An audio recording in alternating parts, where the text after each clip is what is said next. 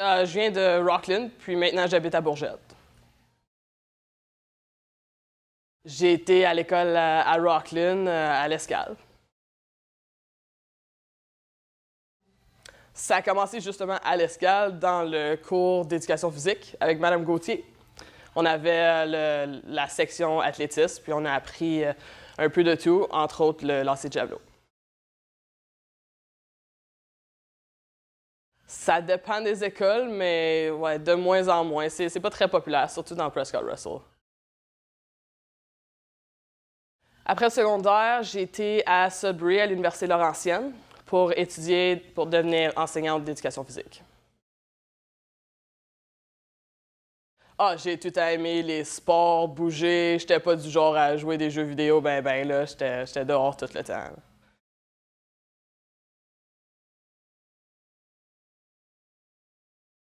J'ai essayé, mais il n'y avait pas d'entraîneur là-bas.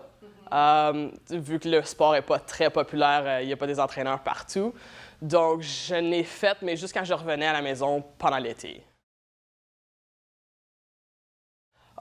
C'était plus quand je suis revenue à l'Université d'Ottawa pour faire mon bac en éducation. Là, j'ai fait partie de l'équipe d'athlétisme de l'université. Mais là, on faisait les lancers intérieurs, mais ça m'a donné goût à vraiment travailler à l'année longue pour l'entraînement de javelot plus spécifique. J'ai commencé à enseigner. J'ai fait une couple d'années. Mais là, j'ai réalisé qu'il n'y avait pas assez de place pour enseigner et faire le lancer de javelot comme que je le voulais. Donc, j'ai carrément mis l'enseignement de côté pour concentrer plus sur le javelot. Je me suis pogné juste une job à temps partiel. Puis, ma priorité était vraiment plus le javelot.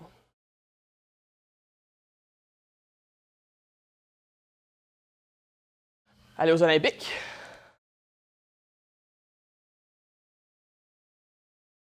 Pas quand j'ai commencé le javelot, parce que c'était un peu tout croche là, quand tu commences à apprendre. Mais j'ai tout le temps voulu aller aux Olympiques. J'ai tout le temps regardé les Olympiques, puis je me disais, je vais être là un jour. Je savais juste pas dans quoi.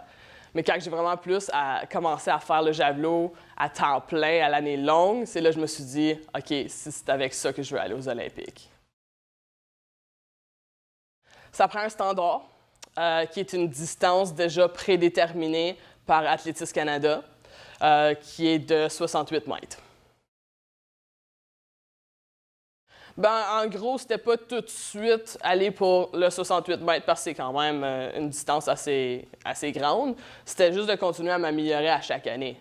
Mais évidemment, comme tout athlète, il y a des hauts puis des bas, des blessures, différentes choses qui arrivent. Fait que c'est pas tout le temps une ligne droite, mais ça continue à monter. En gros, il faut se déclarer avec Athlétisme Canada pour leur dire hey, regardez mes résultats parce que moi, je veux essayer d'y aller. Ensuite, c'est de faire la distance comme telle, mais il faut la faire plus qu'une fois. Comme le 68 mètres, il faut le faire au moins 2 fois pour être capable d'y aller. Ça dépend quelle journée, ça dépend quel temps de l'année. Ça consiste de plusieurs choses. Évidemment, il y a plus de lancers comme tel parce qu'on est en plein dans la saison. J'ai 3 jours semaine que je vais faire des lancers, à peu près 1 heure de temps. Là, je vais concentrer plus sur le côté technique, les pas, le lancer comme tel. Il y a tout le temps quelque chose à améliorer. Mais il y a aussi, c'est pas juste le lancer comme tel, il y a des sauts, il y a des sprints, il y a des poisiers haltères aussi. C'est de tout. Mes lancers, j'ai fait à Ottawa, c'est à Terry Fox. C'est la seule piste d'athlétisme qu'on a dans la région. L'ouverture de mon premier gym, c'était 3 ans passés. J'ai commencé à Rockland. C'était un gym un peu plus petit, un peu plus concentré sur l'entraînement personnel. Puis après ça, j'ai juste fait 1 an à Rockland. Après ça, j'ai acheté celui ici à Bourgette. Ah, absolument. Le monde de Bourgette et des petits villages autour, ils aiment beaucoup bouger, ils aiment beaucoup s'entraîner. Donc, il y a souvent du monde autour, pas mal à tous les temps de la journée, puis ça bouge pas mal. En ce moment, pour ce qui est de l'aspect technique, c'est moi qui le fais moi-même, mais j'ai un entraîneur personnel par contre qui regarde au global de mon entraînement, qui me donne quel saut à faire, quel sprint, quel poids et haltère à faire. Puis pour moi, je trouve que c'est plus facile d'avoir quelqu'un d'autre qui me dit quoi faire comme ça que de le faire moi-même, parce que c'est tellement facile de se dire « Ah, je vais le faire plus tard, je vais m'occuper du gym au lieu ». De cette façon-là, je trouve ça, c'est plus utile.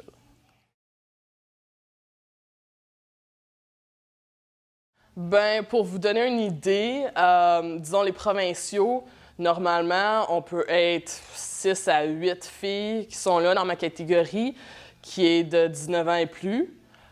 Si on regarde aux nationaux, ça peut être de 13 à peut-être 16 filles qui sont là. C'est pas super plein, en fait, de compétition.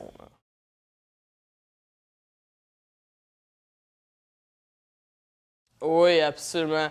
Je pense pour certains, dépendant de l'entraîneur qu'ils ont, ils peuvent être poussés plus rapidement vers le haut. Mais dans mon cas, je trouve que mes 17 ans d'expérience font une grosse différence parce que j'ai passé à travers bien des choses, des blessures, j'ai eu beaucoup de compétitions, j'ai passé à travers ça. Donc, je sais qu'est-ce que ça va avoir de l'air, je sais à quoi m'attendre. Le stress est pas vraiment là, c'est plus de l'excitation, puis l'expérience fait une grosse différence.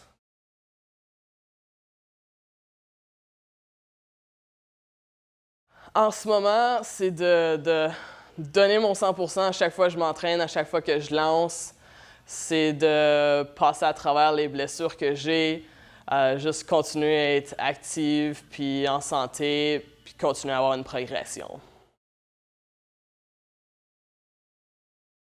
Idéalement, je représente le Canada en 2020 à Tokyo, puis je vise pour une médaille.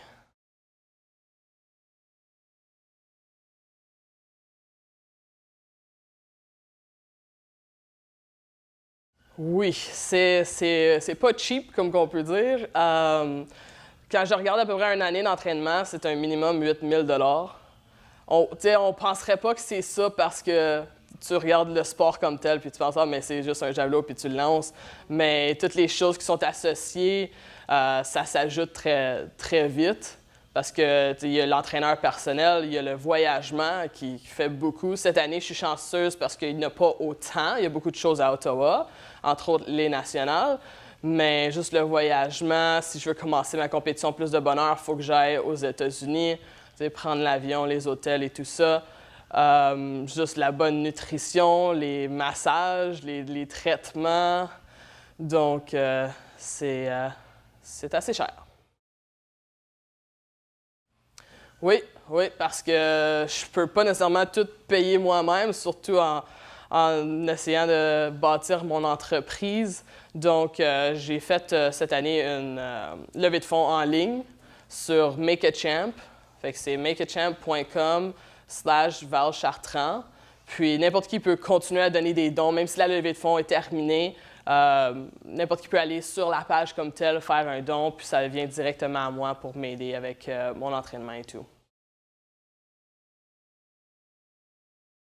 Absolument, oui. J'ai souvent cherché des commandites. C'est pas nécessairement facile à avoir, mais oui, les commandites sont absolument bienvenues.